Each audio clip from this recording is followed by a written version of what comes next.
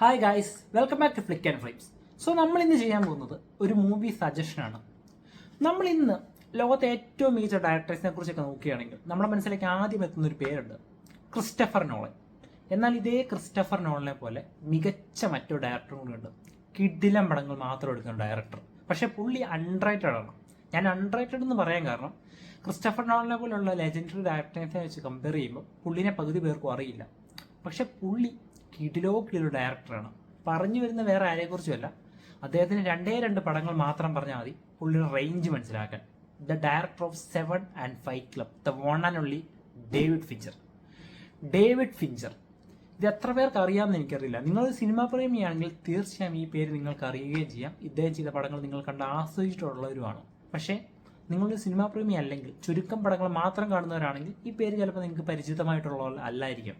So നമ്മൾ ഇന്ന് പറയാൻ പോകുന്നത് ഡേവിഡ് ഫിഞ്ചർ സംവിധാനം ചെയ്ത് ബ്രാഡ് പിറ്റ് പ്രധാന കഥാപാത്രത്തിലെത്തിയ the curious case of Benjamin ബട്ടനെ കുറിച്ചാണ്. ഈ സിനിമയുടെ പ്രത്യേകത എന്നാൽ ടിപ്പിക്കൽ ഡേവിഡ് ഫിഞ്ചറിന്റെ സിനിമകൾ നിങ്ങൾ കണ്ടിട്ടുള്ളവരാണെങ്കിൽ നിങ്ങൾക്കറിയാം, ഒരു ത്രില്ലർ മൂവി ആയിരിക്കും, അല്ലെങ്കിൽ ഒരു കിളി പറത്തുന്ന ട്വിസ്റ്റും ഒരു കിടിലൻ ക്ലൈമാക്സ് ഒക്കെ ഉള്ള മൂവി ആയിരിക്കും. പക്ഷേ ഈ പടത്തിന്റെ പ്രത്യേകത ഇതൊരു ഡ്രാമയാണ്.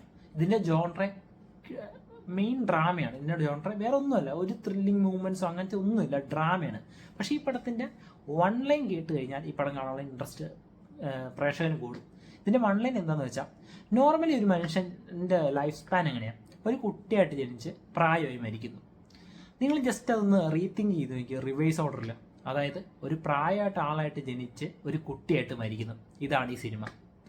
ആ കോൺസെപ്റ്റിലുള്ള ഒരു യുണീക്നെസ് ഇല്ലേ, ആ യുണീക്നെസ് ആണ് ഈ പടം. പിന്നെ എടുത്തു വെച്ചാക്കുന്നത് അതേപോലെയാണ്.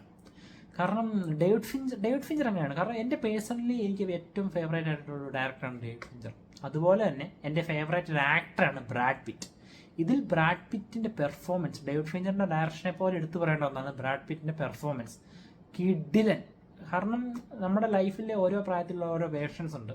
ആ വേർഷൻസിനെയൊക്കെ നമ്മുടെ ബ്രാഡ് പിറ്റ് ഇതിനകത്ത് ചെയ്തു വെച്ചിരിക്കുന്നത് ഗംഭീരമായിട്ടാണ്. ഈ ബ്രാഡ് പിറ്റിൻ്റെ ഒരു പ്രത്യേകത എന്തെന്നാൽ, നിങ്ങൾക്കറിയാം, ഇപ്പം മലയാളത്തിൽ ഇപ്പം മമ്മൂട്ടി ഇപ്പോൾ ഒരു സിനിമ ചെയ്യുകയാണെങ്കിൽ കാസർഗോഡ് ട്രിവാൻഡ്രം സ്ലാങ് വരെ പിടിച്ച് കഴിഞ്ഞാൽ മമ്മൂട്ടിക്ക് അറിയാം. അതുപോലെ തന്നെ ബ്രാഡ് പിറ്റ് ഒരു കഥാപാത്രത്തെ ചെയ്യുമ്പോൾ എൻ്റയർലി ആ കഥാപാത്രത്തിനെ ഉൾക്കൊണ്ടായിരിക്കും ചെയ്യുന്നത്. ഇപ്പം അദ്ദേഹം ഒരു സ്ട്രീറ്റ് ലൈഫായിട്ടുള്ള ഒരു ഇത് ചെയ്യുമ്പോൾ പിടിക്കുന്ന സ്ലാങ് ഉണ്ട്, ഇപ്പോൾ ഒരു അർബൻ ലൈഫാണെങ്കിൽ പുള്ളി പിടിക്കുന്ന സ്ലാങ് ഉണ്ട്. അങ്ങനത്തെ ഒരു കിഡിലായിട്ട് ക്യാരക്ടറെ പിടിച്ച് ചെയ്യുന്ന ഒരു ആക്ടറാണ് ബ്രാഡ് പിറ്റ്. അപ്പോൾ അദ്ദേഹത്തിൻ്റെ ഒരു പെർഫോമൻസ് തന്നെയാണ് ഈ പടം. കാരണം ഓരോ പ്രായത്തിലുള്ള ഓരോ വേർഷൻസ്, ആ വേർഷൻസിനെ പുള്ളി ഡെലിവർ ചെയ്യുന്ന അതേപോലെയാണ്. സോ ഈ പടത്തിൻ്റെ പ്രത്യേകത അതാണ്. കാരണം ഇമോഷണൽ ഡ്രാമയാണ് പടം. പക്ഷെ നമ്മൾ ഈ പടം ജസ്റ്റ് ഒന്ന് കണ്ടു തുടങ്ങി നമുക്ക് സ്റ്റാർട്ടിങ് കാണുമ്പോൾ തന്നെ അതിൻ്റെ ക്ലൈമാക്സ് എങ്ങനെയായിരിക്കുന്നു. കാരണം ഒരു കുട്ടി ജനിച്ചു, കാരണം നമുക്കറിയാം ഒരു പ്രായമായിട്ട് ജനിച്ചു, അപ്പം കുട്ടിയായിട്ട് മരിക്കും, ഇതാണ് നമുക്കറിയാം. പക്ഷേ ഇതിനകത്തെ ഓരോ സീക്വൻസുകളും നമ്മളിങ്ങനെ എൻജോയ് ചെയ്ത്, പ്രേക്ഷകനെ എൻജോയ് ചെയ്ത് കാണാൻ പറ്റിയൊരു പടമാണ്.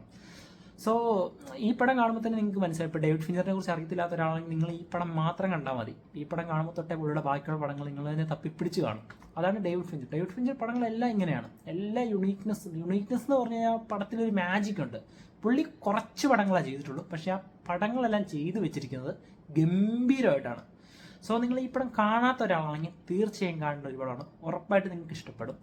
ഈ ഒരു കോൺസെപ്റ്റ് എടുക്കുമ്പോൾ ഞാൻ പറഞ്ഞ പോലെ ഒരു ത്രില്ലിംഗ് സാധനം ഒന്നും ഓർത്ത് കാണില്ല, പക്ഷെ നിങ്ങൾക്ക് കാണുമ്പോൾ തന്നെ മനസ്സിലാവും ഇതിൻ്റെ ഒരു ജോൺറ എങ്ങനെയാണ്. ഒരു ഡ്രാമയാണ്, പക്ഷേ ആ ഡ്രാമ നിങ്ങൾ ശരിക്കും എൻജോയ് ചെയ്ത് ആ ഒരു സിറ്റുവേഷൻസ്, അല്ലെങ്കിൽ നായക കഥാപാത്രം എക്സ്പീരിയൻസ് ചെയ്യുന്ന സിറ്റുവേഷൻസ്, അദ്ദേഹത്തിൻ്റെ ജേണി എല്ലാം ഉൾക്കൊണ്ട് ഗംഭീരമായിട്ട് മനസ്സ് നിറഞ്ഞു കാണാൻ പറ്റിയ സിനിമയാണ് curious case of Benjamin button.